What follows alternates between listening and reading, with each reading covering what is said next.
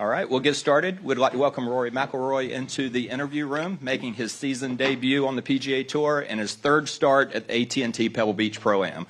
Rory, welcome back to Pebble Beach. If we can get some comments on being here. Yeah, excited to be back on the PGA Tour. It's been a while. The Tour Championship in Atlanta feels like a long time ago, which it was. So still been playing quite a bit of golf in that period, just not over here. So yeah, good to be back. We've got a pretty busy schedule coming up here with a couple on the West Coast and then getting into Florida. Obviously run up to the Masters. So looking forward to getting going on this side of the pond. T66 here last year, but you and Jeff Rhodes teamed up to win the Pro-Am portion, so you have that going for you. Yeah, I got my name on the wall, just not the portion that I wanted. But Jeff and I had a good time over 36, and he obviously did most of the heavy lifting in those 2 days. And yeah, it was obviously a bit of a weird week last week with the weather on Sunday and not being able to finish. So. The forecast looks a bit better this week, so it's shaping up to be a good one. All right, we'll get started with questions. If you'll raise your hand, we'll start with Doug. You've had a couple of interviews over on the other side about kind of a pivotal year for you, expectations, goals, whatever you want to frame it. Do you see this as a pivotal year, and if so, why? What makes it that? I think every year is a pivotal year. Every year is important. I think there's a couple of things this year that make it maybe a little more so for me. The Open goes back to Portrush, so playing a major championship pretty much at home is a big thing. And then playing an away Ryder Cup for me is, I've alluded to this a lot, but I feel like winning an away Ryder Cup is one of the toughest things to do in golf at the minute, and obviously, the Europeans have an opportunity to do that, which would be really cool. All right, Dave? Can you give us the timeline of TGL last night to getting here? What did you do? So I probably got out of the arena about 9:30 last night. Got home at 9:35. It's not much of a commute. Was in bed for 10. Woke up this morning at 5. Took off at 7, landed here at 9:30, and here I am. Okay, that didn't sound too bad. Yeah, it's all right. Not too bad. TGL, are you guys comfortable with how that is developing as far as the accuracy of the shots that you're playing with the simulator, and are bunker shots what you would expect they should be?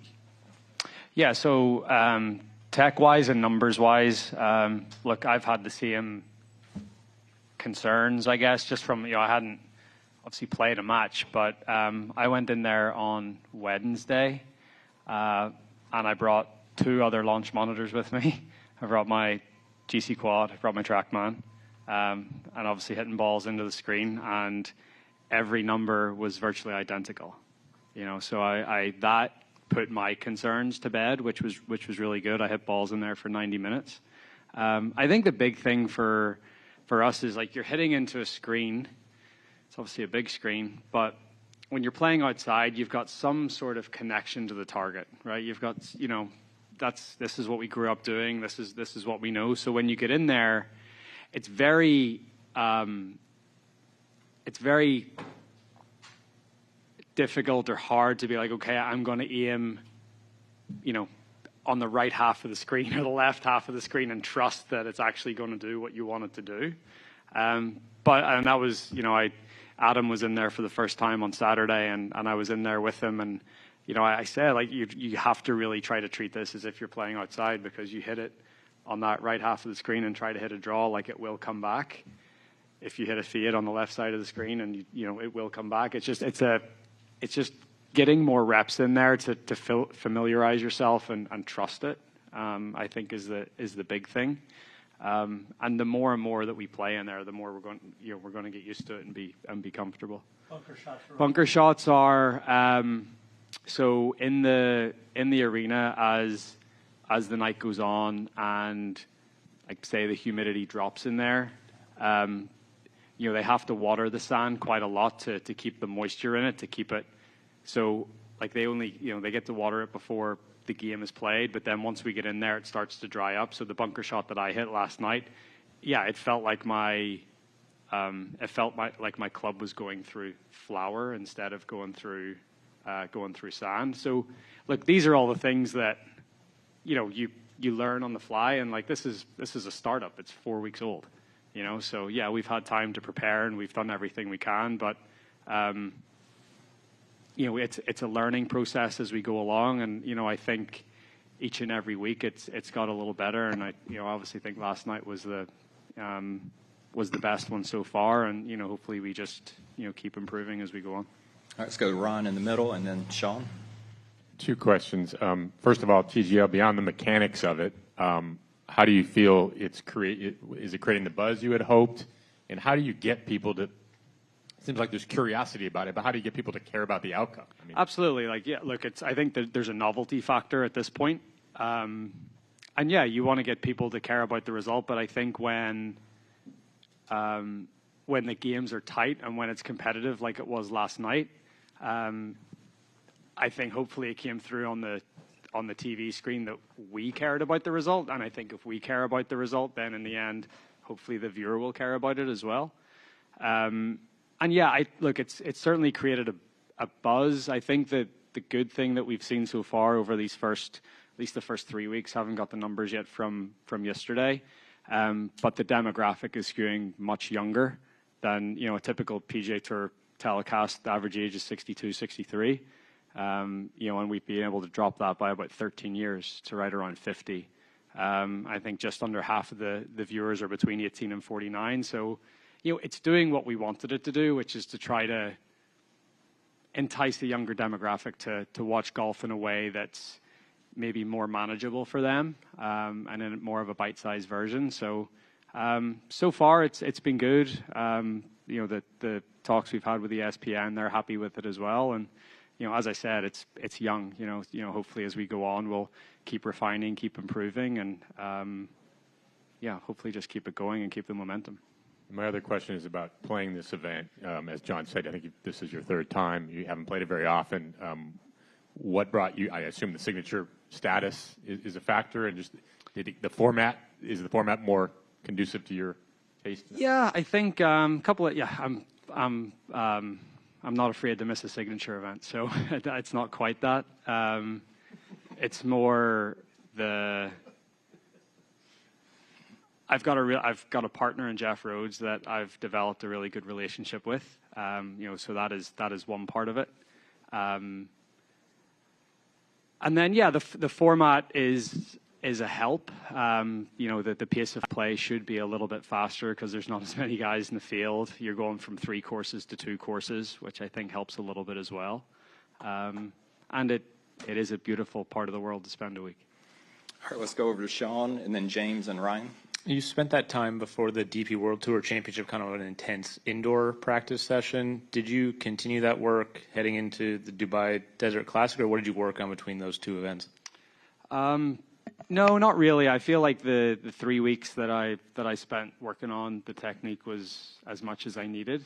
I think sometimes if I get too technical in my thought around the golf swing, then I talk about connection to the target. I feel like when I do that and I'm out there, sometimes I can lose that connection. So no, I just I have a feel of what I want to do in my swing, and as long as I keep that feel and I do some of the drills that I'm doing on the range, that seems like enough to keep it in the groove that I want it. What's that feel? Right arm, right shoulder, more externally rotated on the way back. Feel like I keep my right elbow a little in front of my body at the top of the backswing. Keep the club a little stronger on the way back as well. But yeah, it's really just it's a right-sided sort of takeaway feel, and then from there it'll hopefully stop the club getting across the line. And then if it gets that's sort of that's the change I was trying to make. I have a big shoulder turn, so the club will probably always point right at the target for me. But I just feel like over the past year it got a little bit too pronounced. So just trying to tease it back into a position where it's a little more online at the top. All right, let's go James and Ryan, and then over to Gabby. Slightly meta question here, but I feel like there's been a lot of discussion about golf as an entertainment product over the last couple of weeks, and I guess I'm just wondering what you feel your responsibility is as like engager with the media and also as an entertainer. Yeah, it's a hard one. I think, look, we've seen like YouTube golf, for example, explode over the last couple of years. And, people will say that that's more entertaining than maybe some of the competitive golf that's out there. But and more relatable because you're watching guys that maybe have a similar ability to what the general public have.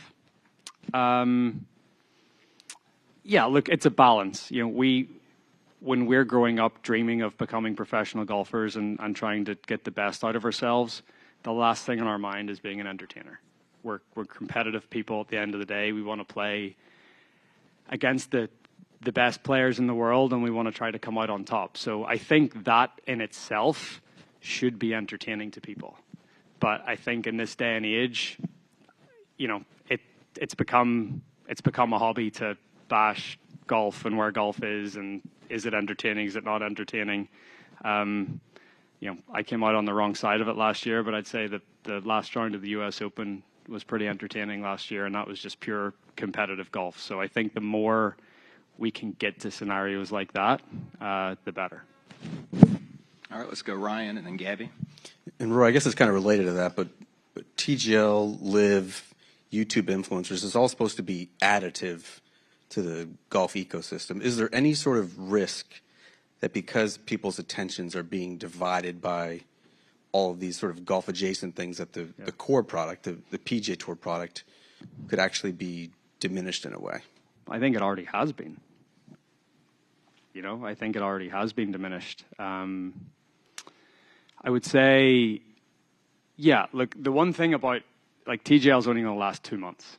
So, you get this sort of big burst of it in January, February, into a little bit of March, and then it's done. So, it's gone for 10 months, basically. So I'd say that is hopefully somewhat additive to the ecosystem. YouTube is like, golf entertainment adjacent and whatever, and it's, those guys they're killing it. They found a niche, and it's really cool. And it serves a purpose for a lot of people. But like, I would much rather sit down and watch real golfers play real tournaments. And that's just my opinion. That to me is more entertaining. So, but I understand that other people want something different, and that's totally fine as well. So I think there's space for all of this. But yeah, I can see when the golf consumer might get a little fatigued of everything that's sort of available to them. So to scale it back a little bit and maybe have a little more scarcity in some of the stuff that we do, like the NFL, I think mightn't be a bad thing. Scarcity in terms of the PGA Tour product? Yeah, I think 47 or 50 tournaments a year is definitely too many. All right, let's get Gabby and Adam, and then we'll come up to the front row. Hey, Rory. Kind of along a similar line. Obviously, they're not to bash pro golf, but people are asking for more constantly, faster pace of play, more player accessibility, everything along those lines. But in terms of like general improvements to the product on the PGA Tour, what do you think is of the top priority? I think great venues like this one. I think that's a big part of it. I would say I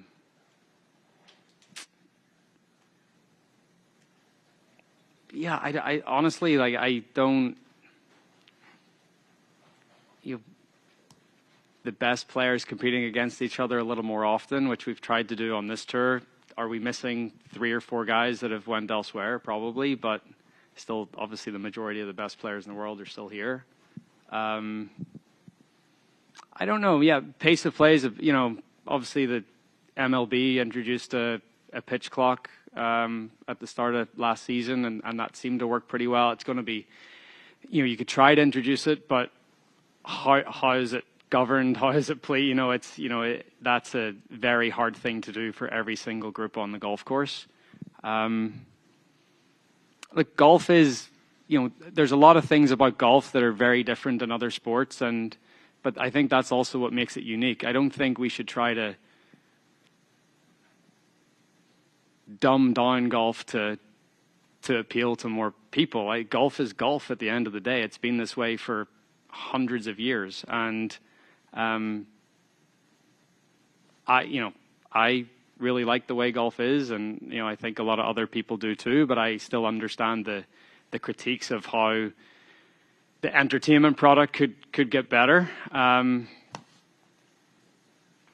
it's a multifaceted thing, and it's I think pace of play is one thing, but player accessibility, all that, that's all the things that we're talking about. But it takes a while to put that that sort of ball into motion, and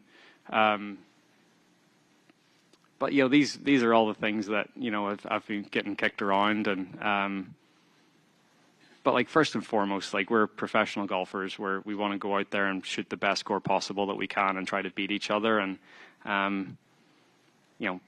hopefully people find that entertaining, and if not, then I don't know what to tell them. And with the PGA Tour PIF deal, we've obviously heard that the new administration coming in could potentially help usher through that deal. I'm just wondering what your sense is of how anything has changed in the new year. Yeah, I think the new administration are certainly going to be a bit more deal friendly. But I'm not in those conversations, so I don't know. But I would like to think that something happens pretty soon. But I've said that for the last 2 years. All right, let's go to Adam. Rory, what is your fix for the pace of play problem? I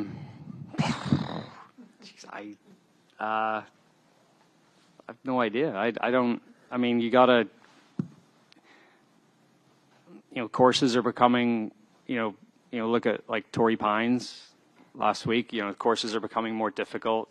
You have those wind speeds combined with the green speeds, and even over a 2-footer, you're wanting to mark it and reset and concentrate over it and whatever. So it's I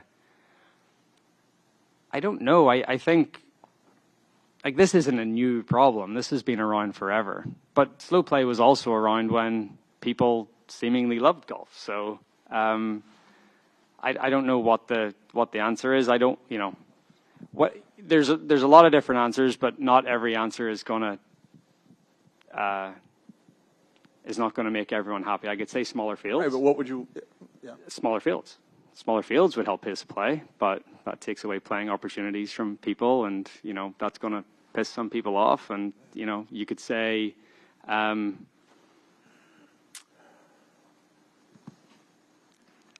think as well. The other thing is, when we play in this time of the year, the tee times have to be a little bit tighter together, so that they can get everyone through, and with daylight and everything. So that's if you could be able to space the tee times out a little bit more, that would hopefully make things flow a bit better. But I think as well, nowadays most people go for par 5s and 2, so you got to wait on that.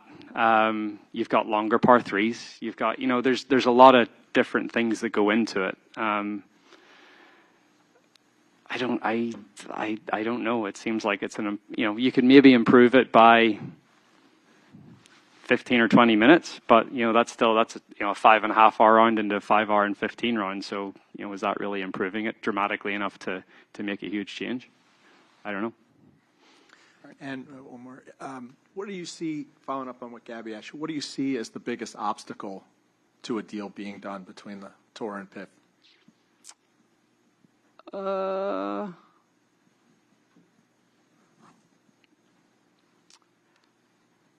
Last year I probably would have said the Department of Justice, and now that doesn't seem to be as much of an obstacle anymore. So I think from a investment standpoint, that deal should and will be done, but it doesn't solve the problem of what the landscape of golf looks like going forward. So I'd say the biggest impediment is maybe the differing visions of what golf should look like in the future. All right, let's go back left, and then we'll wrap it up with Alex and Doug. Rory, this time last year, when I showed you a bullet point document I gave to Seve and Greg a while back, you liked most of the bullet points about a world tour. Mm-hmm. Yeah. And you mentioned that I asked you roughly how long you could see this might happen. And you said, I suggested 5 years, and you said it might be sooner. Have you got any further thoughts on a world tour, like a promotion relegation, like the Premier League and so forth? I'd say your 5 years was pretty spot on, just with the landscape of like the media rights, for example. Media rights partners are locked in until 2030. They paid for a certain product. Players don't want their prize funds to go down, so you don't want to renegotiate the media rights. So it's I don't know. Yeah, maybe by the end of this decade, you might see something where it could come together. But it's so pie in the sky, and there's so much stuff that can happen. And is there a natural reticence for Americans to tour the world? I think so. Bryson's in India this week. You've got the guys want to go play. They want to. A lot of guys travel and play, different parts of the world, and but playing in America at this time of the year is also very convenient, and it's a nice way to start the season. So look, all this stuff is way beyond my pay grade, and I'll play where, thankfully, in a position where I'll play where I want to play and when I want to play, and we'll go from there. All right, last ones right here, Alex and Doug. Yeah, Rory. Hi, Alex. Hi, Rory. You had said earlier in the year that you were going to cut back on how much you played in the United States in your schedule this year. Can you tell me, A, do you know how that's going to affect your approaches to majors? And B, also, why is it that you felt like you could just cut out from here and not cut out from Europe? Because I like playing in Europe. So the minimums, I still have to play my 15 events on this tour. So I'll make sure I fulfill my minimum here. And then, I played 27 events last year. I think to fulfill both minimums, I need to play around 22. So that's what I'll do. I'll play around 22. So that's 5 weeks. That's an extra 35 days at home, and that's something that I want to do. Then also on the away Ryder Cup, can you talk about what you see as the more of the challenges playing in an away Ryder Cup versus a home Ryder Cup, and how I know Luke and a lot of the other people are talking about approaching this Ryder Cup differently and really how they would approach it at home.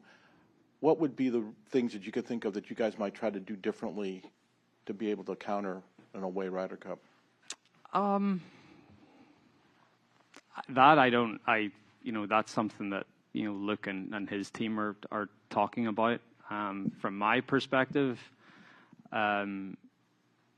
what makes an away Ryder Cup so difficult is obviously that the crowd is one thing. So so like for example in Rome, when we got off to that really fast start on Friday morning, we could ride that momentum, and we could really get carried along by the crowd, into Friday afternoon, and then we won that session, and Paul McGinley sort of describes it as like wave after wave. And that's very easy to do at home, very difficult to do away. So I think the big thing in an away Ryder Cup is not to let the home team get off to an early lead. I think that first session is really, really important. And then also, because of how analytical golf has become, you can look at everyone's stats and you can go through the team and you can set the course up to favor your players more than the away team. And that's what we did at the Ryder Cup. We understood that the Americans were slightly better wedge players than we were, so there was a few par fours that were probably going to be wedges in that we made drivable. So we took wedge out of their hand. It put the strength into ours with fairway woods or driver, and it mightn't seem so much like in a one-off match, but over the course of 28 matches, it sort of adds up. So those are the things that the home team has control over. So you can set the golf course up to play into the home team's hands, and that combined with the crowd support and getting that momentum early, if you do fall behind as the away team, it's very, very difficult to come back. All right, Doug, wrap this up. You've seen a lot of great players in your 17 years as a pro. What stood out to you about Scottie last year, beyond the obvious of ball striking, data, statistics, that kind of thing? Anything overall that jumped out at you? I've never. This is anyone. This is Tiger. This is in the history of golf. I don't think I've ever seen a golfer play as many bogey-free rounds as Scottie. He just doesn't make mistakes. It's so impressive. He plays the right shot at the right time over and over and over again. You obviously need the technical ability to be able to do that. But he doesn't make mistakes. And when you don't make mistakes in the golf course, the game can become pretty easy. So super impressive. And if he continues to do that, he's going to be the dominant force that he was last year and the year before that. What did you think when you heard about him puncturing his hand? And what did you think when you heard the word ravioli? Well, I think he made enough money to hire a chef. It's like, why are you cooking yourself? I was hoping it was going to be a bit of more of a fun story than that. But, we were together in Vegas on the 17th of December and played that match with Brooks and Bryson. So, firstly, just, concerned and hope he was okay. And it sounds like he is. It's good that he's teeing it up this week. But, get a chef. All right, Rory, thank you for your time. Best of luck this season. Thank you.